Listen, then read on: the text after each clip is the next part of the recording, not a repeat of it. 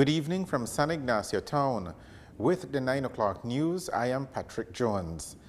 In the headlines, new potential cases of Zika are being investigated in the Stan Creek and Toledo districts. Technical officers from Central Farm to get training in Taiwan, and San Ignacio female football tournament gets financial assistance. Stay tuned for details of these and other stories coming up after these messages. Are you always on the go? Tired of missing your favorite games while they're actually being played? Watch your games and sporting events live with Central TV and Internet's incredible MyTV. Simply log on to www.mitv.bz to get easy access to 25 channels, no matter where you are. With Central TV and Internet's MyTV, you're always in the game.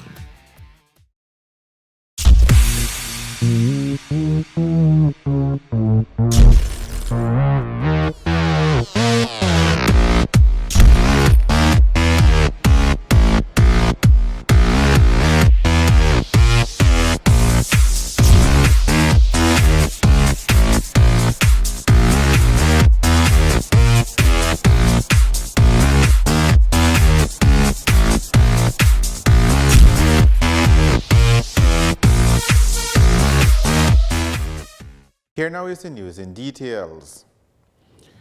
Belize is still technically free of the viral disease known as Zika, but an official update issued yesterday by the Ministry of Health seems to indicate that it is now just a matter of time before that designation will change. According to the official press release, the Ministry of Health this past weekend conducted a field investigation based on the reported case of Zika by the Centers for Disease Control and Prevention and based on the provisional data they provided. The release goes on to say that the field investigation revealed 2 local potential cases, one in the Stan Creek district and the other in the Toledo district. A person of interest was also identified from the Cayo district. Samples were taken from the persons in the southern districts and were sent to the Caribbean Public Health Agency, CARPHA, today for testing. Until those test results come back, the local Ministry of Health will continue its investigation into these potential cases in order to determine the potential source or sources. The Ministry of Health's press release stresses that although new and compelling factors may indicate the presence of Zika, the ministry is still not able to declare that there is a first local transmission case of Zika in Belize. All regional health management teams have been debriefed and the Zika plan for Belize continues to be implemented and is now moving into a new phase as the ministry continues to learn more of the situation. The ministry continues to implore the community to take measures to minimize the breeding sites and population of mosquitoes that primarily transmit the disease. Pregnant women and women considering getting pregnant are also especially asked to take precautions and to try to avoid mosquito bites. Pregnant women are also encouraged to attend regular prenatal clinics in order to monitor their health and their baby's development. The investigating team includes persons from the Vector Control Unit, Public Health, and Epidemiology departments. 2 public officers assigned to the Ministry of Agriculture are headed to the Republic of China, Taiwan for training in reproductive and breeding technology in small ruminant. Melanio Pech Sr. and Andrew Mejia, who are technical officers stationed in Central Farm, will attend the training from May 17th to May 26th at the Taiwan Livestock Research Institute in South Taiwan.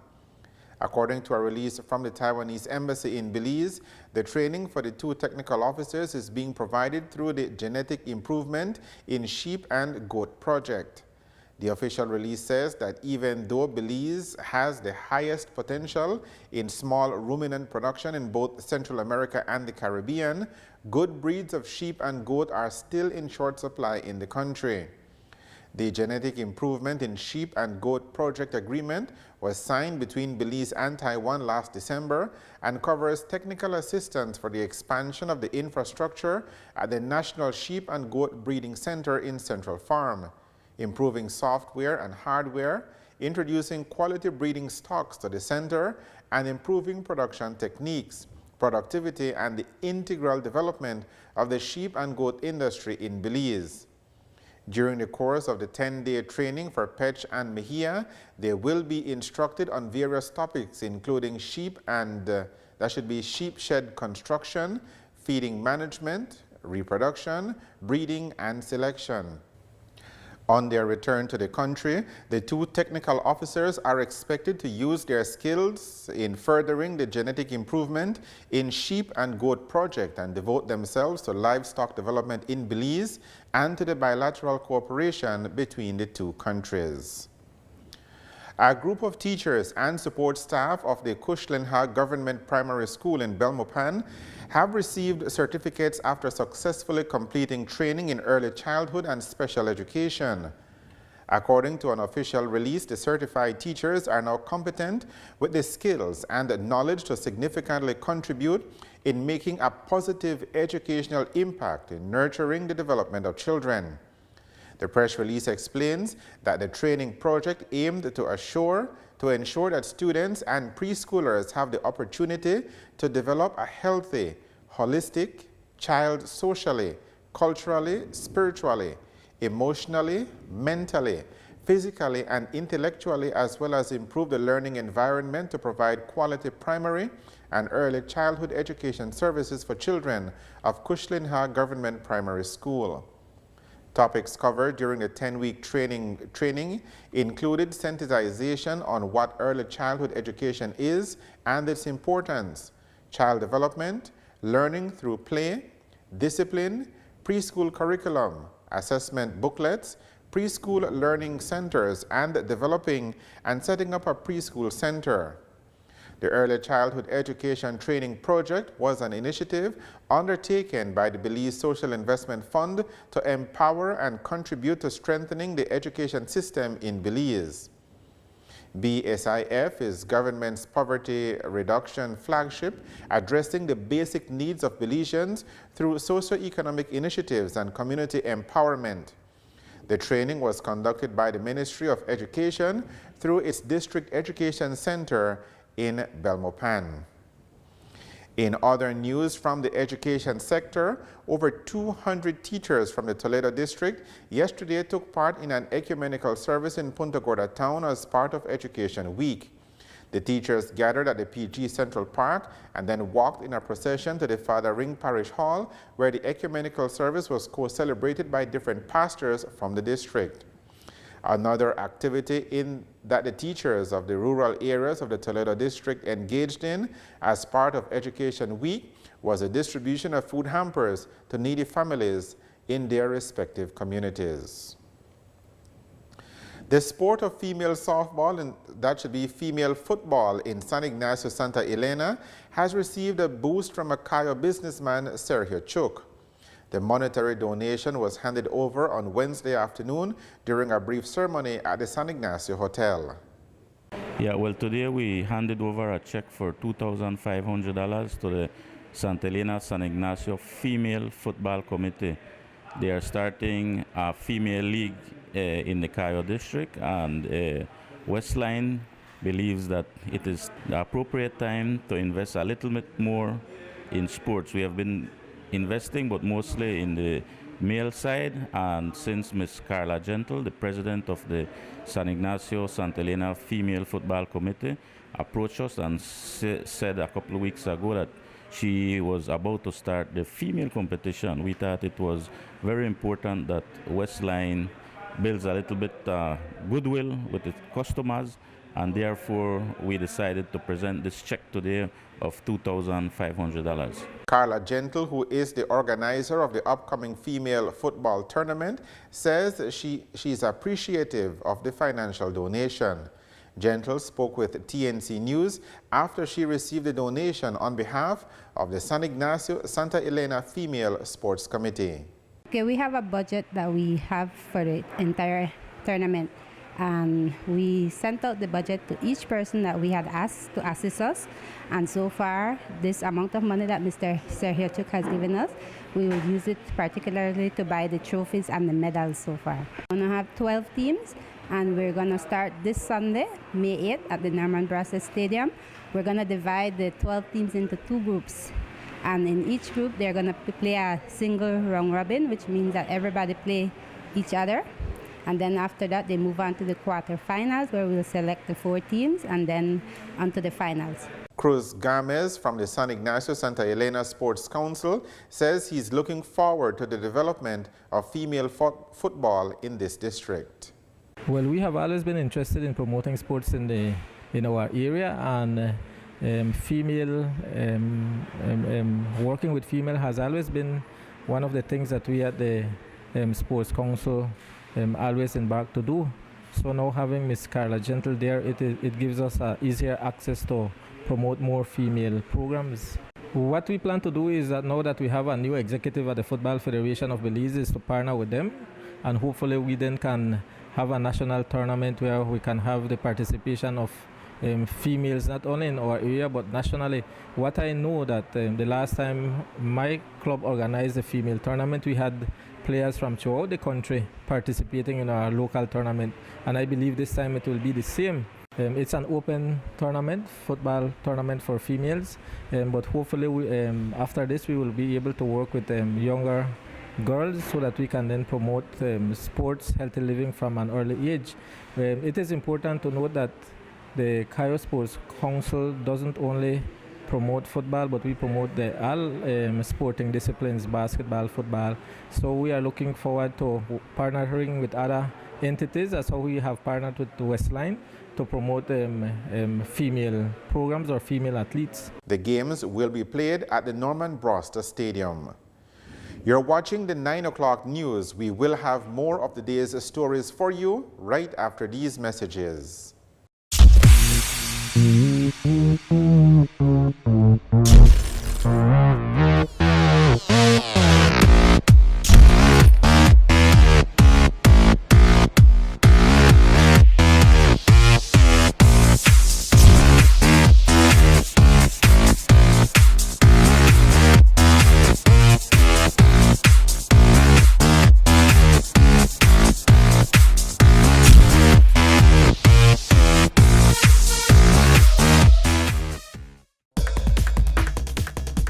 Are you always on the go?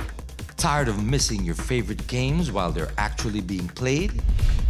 Watch your games and sporting events live with Central TV and Internet's incredible MyTV.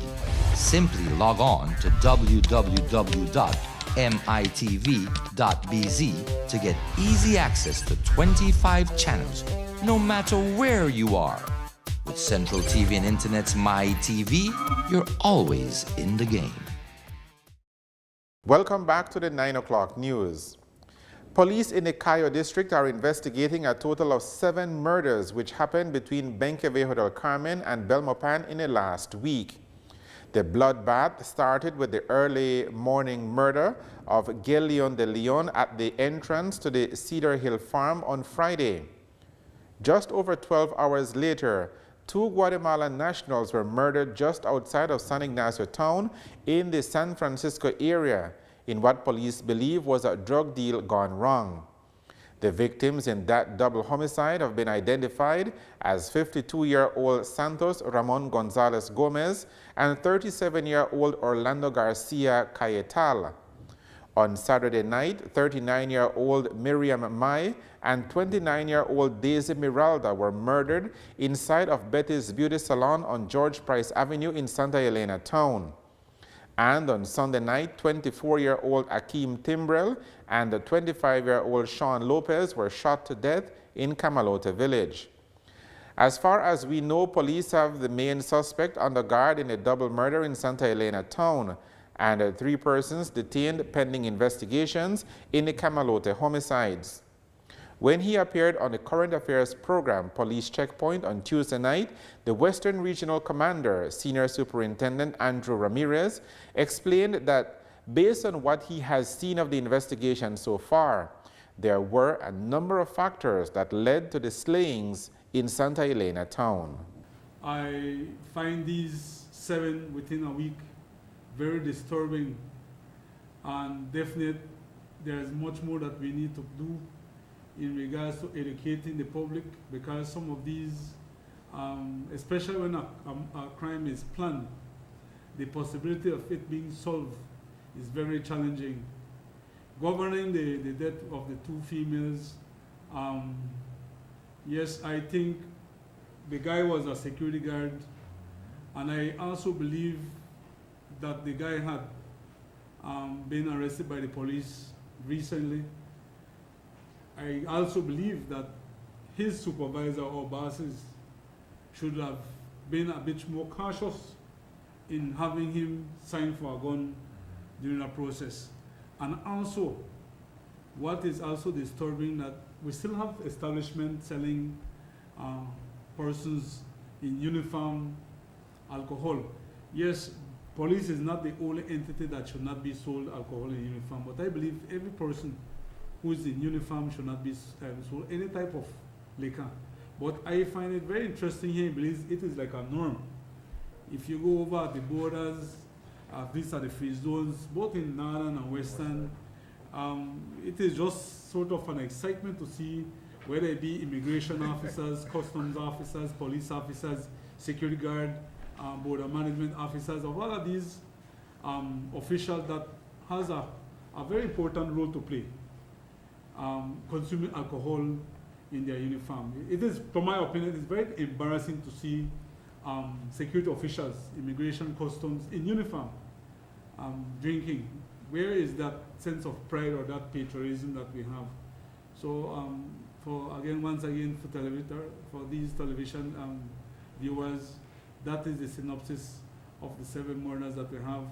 I'm really, really hurted in relation to all of these murders, and I would hope that, especially the matter with the domestic violence, can come to an abrupt halt, or more can be done, whether it be intervention, because apparently incarceration is not resolving any one of these matters.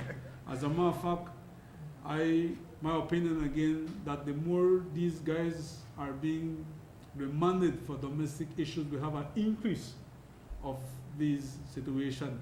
Because right after the death of the 2 females, Miss Mai and Miss Miranda, we had almost 10 domestic violence related issues within the Western region. So I believe that we need immediate, very immediate intervention. One way or the other, the police would be the last resort, but we desperately need urgent intervention. And for those females who are being physically abused, take time out, try look some counseling or whatever. It is getting more violent. First it was the financial holdback of the monies, then it becomes the verbal abuse, now it goes to the violence, and then the murder. Because once it reaches to the violent part, we are there next to murder. And what happened with the 2 is that the guy basically went and consumed alcohol. So you know that he was looking at the easy way out to bring out his frustration. Some people would say he did not have his manhood with him because he needed the alcohol intervention to get that out, right? And unfortunately and regretfully, he's still alive. It is expected that as soon as Andy Bustillos is released from the hospital, he will be charged with 2 counts of murder. A man was murdered in Ladyville Village, Belize District on Tuesday night. The victim has been identified as 31-year-old Lloyd Roberto. The murder happened around 9:30 in the Spanish Town area of Ladyville Village, and police say Roberto was shot multiple times to the body. Police say that their initial investigation shows that Roberto, who lived alone, had texted friends to bring him drinking water. But when those friends arrived at his residence, they found him dead. Assistant Commissioner of Police Edward Broster says that a motive for the murder has not yet been determined, but authorities are looking into an incident about a month ago when Roberto was involved in a conflict with some individuals. 2 more murders have been reported in Belize City. The latest happened last night on Prince Street and claimed the life of 21-year-old Johan Kokom. Police say that around 6:30 last night, Kokom was riding a bicycle on Prince Street when someone fired shots from a parked vehicle, hitting him multiple times. Police say that Kokom died about an hour later while undergoing treatment at the Carl Huchner Memorial Hospital. Earlier in the day on Wednesday, 26-year-old Troy Cole was fatally wounded on Gibnut Street. Police say that around 9:20 yesterday morning, Cole was heading towards Curacao Street when he was approached by a man with a firearm. A struggle reportedly ensued between them and several shots were fired. Police say that Cole managed to run to the Belize Integral Health Center seeking assistance. He was later transferred to the KHMH where he died about an hour later. Police investigations of both incidents continue. Police in Cayo have recovered a high-powered firearm, but 2 suspects managed to escape authorities. According to police, members of the Special Branch Tactical Response Squad were conducting a drugs and firearm operation yesterday within Camalota Village when the firearm was discovered. Police say that whilst on My Refuge Road, the team heard a single sound of a gunshot from a nearby cattle farm. The officers proceeded to the farm and upon arrival saw 2 men running from the area. Police ordered the duo to stop, but they kept running towards the George Price Highway and made good their escape. Searches in the area where the man ran from turned up a transparent plastic bag on the ground containing a brown with black barrel AK-47, along with magazine containing 10 rounds of ammunition. The AK-47 and the ammunition have since been labeled as found property and will be sent to the National Forensic Service for ballistics testing. Police in San Pedro Town on Ambergris Key, with the help of a neighborhood watch group, has removed 2 high-powered firearms and ammunition from the community. The police press officer says that on Tuesday, while police were conducting mobile patrols on Sea Grape Drive in San Pedro Town, members of the South Neighborhood Watch Group handed over 3 men to them. The men were detained by the South Neighborhood Watch personnel, that should be by the South Neighborhood Watch Group at a pier located on Mosquito Coast area, approximately 1 mile south of San Pedro Town. The men were later identified as 20-year-old Christian Espat of San Pedrito area, 19-year-old Rene Kumul of DFC area, and 20-year-old Jose Armando Guillen, a Salvadoran national of Sea Grape Drive. Police say the security guards also produced a black knapsack, which they indicated the male persons left behind after attempting to run away, containing 11 shotgun cartridges and 3 rounds of 6.75mm ammunition. Also at the pier was a vessel with a 115 horsepower outboard engine with the name Super D. A search of the vessel yielded a large yellow plastic which contained 978.8 grams of marijuana. A search of the area also led to the discovery of 1 12-gauge pump-action shotgun loaded with 4 12-gauge cartridges and 1 black MP40 9mm submachine gun with retractable folded butt along with 2 empty magazines. All men were jointly charged with drug trafficking and 2 counts of kept ammunition without a gun license, kept prohibited firearm, and kept a firearm without a gun license. The news on the national channel. Are you always on the go? Tired of missing your favorite games while they're actually being played? Watch your games and sporting events live with Central TV and Internet's incredible My TV. Simply log on to www.mytv.com mitv.bz to get easy access to 25 channels, no matter where you are. With Central TV and Internet's MyTV, you're always in the game.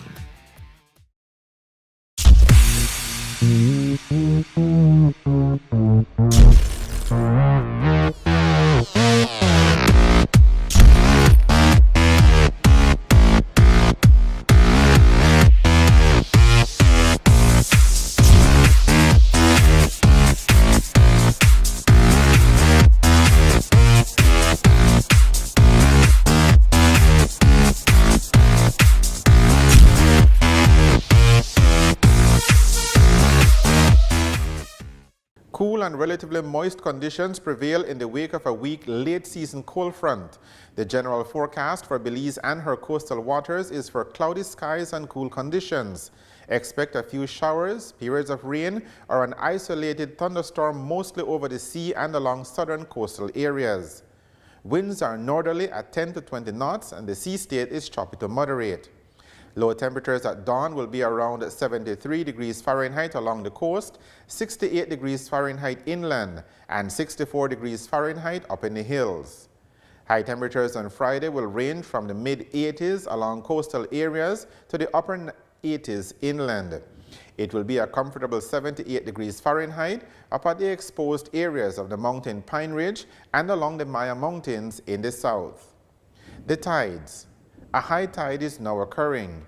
This will be followed by a low tide at 2 minutes past 3 o'clock in the morning. The sun will rise at 24 minutes past 5 o'clock in the morning. It will set at 15 minutes past 6 o'clock tomorrow evening.